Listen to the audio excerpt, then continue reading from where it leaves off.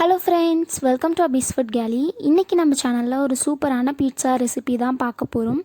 ரொம்பவே ஒரு சிம்பிளான பீட்சா வெஜிடபிள்ஸ் யூஸ் பண்ணிவிட்டு எப்படி பண்ணுறதுன்னு பார்க்கலாம்.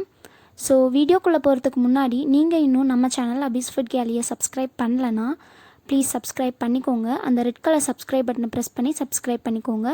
உடனே பக்கத்தில் இருக்க பெல் ஐக்கானை ப்ரெஸ் பண்ணிவிட்டு ஆல் என்ற ஆப்ஷனை கிளிக் பண்ணிக்கோங்க. நீங்கள் அந்த ஆப்ஷனை கிளிக் பண்ணால் மட்டும்தான் நான் போடுற நெக்ஸ்ட் வீடியோஸ்க்கு உங்களுக்கு நோட்டிஃபிகேஷன்ஸ் வரும். இப்போ வாங்க பீட்சா ரெசிபி எப்படி செய்கிறதுன்னு பார்க்கலாம்.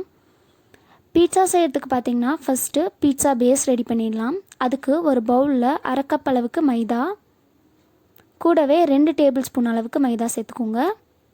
நான் சொல்கிற அளவெல்லாம் கரெக்டாக ஃபாலோ பண்ணிக்கோங்க. இப்போ இது கூடவே அரை டேபிள் ஸ்பூன் அளவுக்கு சுகர் சேர்த்துக்கலாம், சர்க்கரை.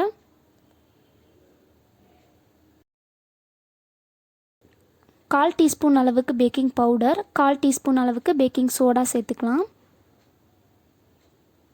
1 டீஸ்பூன் அளவுக்கு நெய் சேர்த்துக்கலாம்.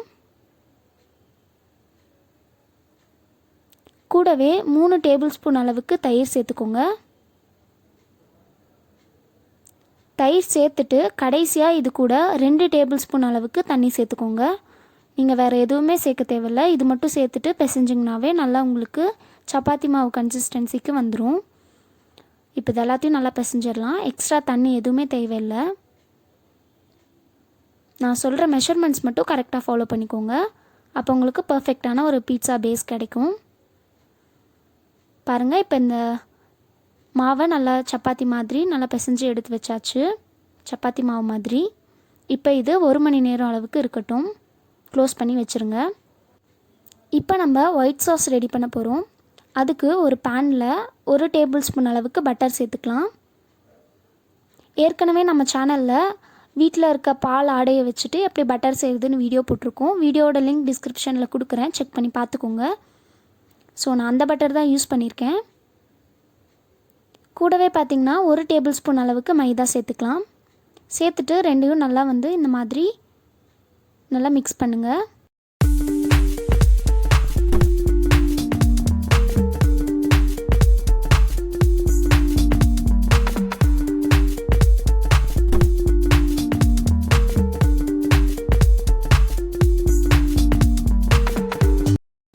இப்போ இது கூட அரை கப் அளவுக்கு பால் சேர்த்துக்கலாம். கரெக்டாக அரை கப் சேர்த்துக்கோங்க.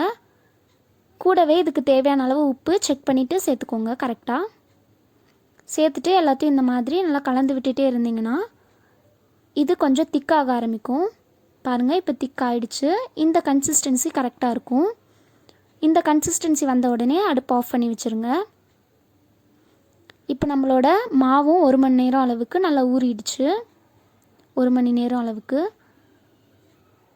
பாருங்கள் எவ்வளோ சாஃப்டாக கொஞ்சம் டபுள் ஆகி வந்திருக்குன்னு. அவ்வளோதான்.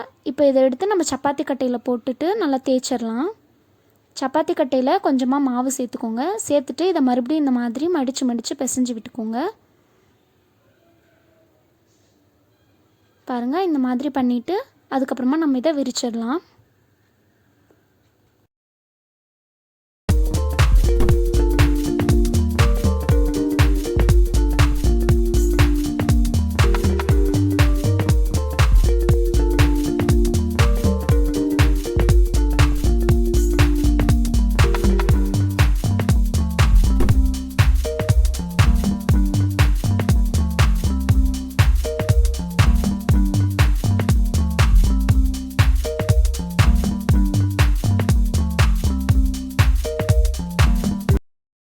நீங்கள் இந்த மாவை தேய்க்கும் போது ரொம்ப திக்காகவும் இருக்கக்கூடாது, ரொம்ப தின்னாகவும் இருக்கக்கூடாது. இந்த மாதிரி தேய்ச்சிக்கோங்க. தேய்ச்சிட்டு ஒரு ஆயில் அப்ளை பண்ண பிளேட்டில் நான் இதை மாற்றிக்கிறேன். இப்போ ஒரு ஃபோர்க் எடுத்துகிட்டு இந்த மாதிரி நல்லா குத்தி விட்டுருங்க. அப்போ தான் நமக்கு கேக் மாதிரி நல்லா உப்பி வராது பீட்சா பேஸ், அதுக்காக.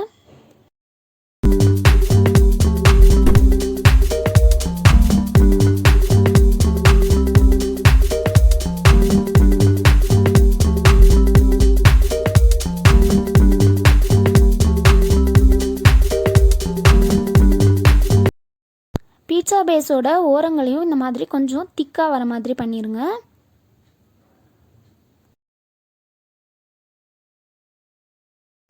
இப்போ இதில் நம்ம டொமேட்டோ சாஸ் சேர்த்துடலாம். நீங்கள் பீட்சா சாஸ் இருந்துச்சுன்னா அது கூட சேர்த்துக்கலாம். நான் இன்றைக்கி டொமேட்டோ சாஸ் தான் சேர்க்குறேன். டொமேட்டோ சாஸ் சேர்த்துட்டு இந்த மாதிரி நல்லா ஸ்ப்ரெட் பண்ணி விட்டுருங்க.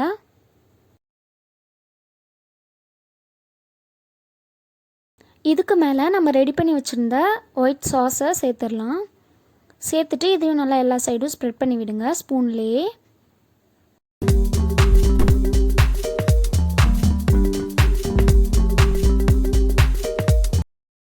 ஒயிட் சாஸை நல்லா ஸ்ப்ரெட் பண்ணதுக்கப்புறமா இது மேலே நம்ம வெஜிடபிள்ஸ் எல்லாம் வச்சிடலாம்.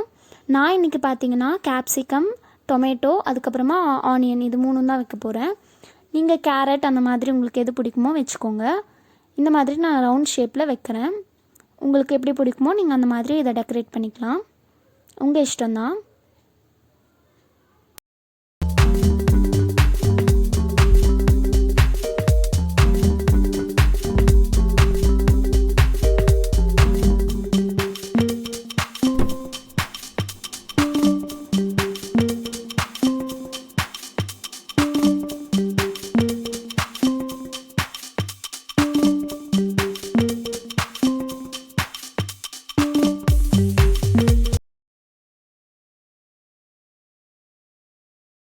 இப்போ பார்த்திங்கன்னா நான் எல்லா வெஜிடபிள்ஸையும் வச்சதுக்கப்புறமா பார்த்திங்கன்னா மேலே இன்னும் கொஞ்சம் ஒயிட் சாஸ் சேர்த்துக்கலாம்.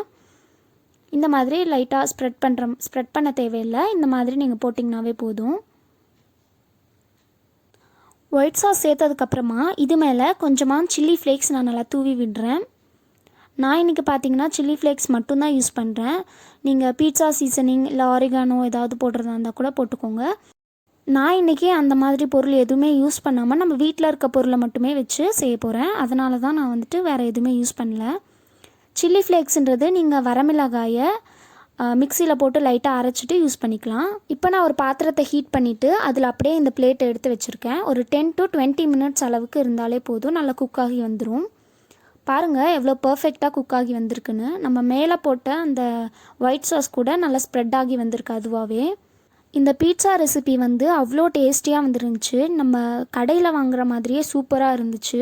நான் எக்ஸ்பெக்ட் பண்ணதை விடவே ரொம்ப டேஸ்டியாக வந்துருந்துச்சு. ஸோ கண்டிப்பாக இந்த சிம்பிளான ஈஸி பீட்சாவை உங்கள் வீட்லேயும் ட்ரை பண்ணி பாருங்கள். உங்களுக்கு கண்டிப்பாக பிடிக்கும்னு நினைக்கிறேன். ஸோ இந்த வீடியோ உங்களுக்கு பிடிச்சிருந்தா லைக் பண்ணுங்கள், உங்கள் ஃப்ரெண்ட்ஸ் கூட ஷேர் பண்ணுங்கள். மறக்காமல் அபீஸ் ஃபுட் கேலி யூடியூப் சேனலை சப்ஸ்கிரைப் பண்ணுங்கள். இந்த ரெசிபியை மறக்காமல் உங்கள் வீட்டில் ட்ரை பண்ணி பார்த்துட்டு எப்படி இருந்ததுன்னு கமெண்ட் செக்ஷனில் உங்களோட எக்ஸ்பீரியன்ஸை ஷேர் பண்ணிக்கோங்க. Thanks for watching.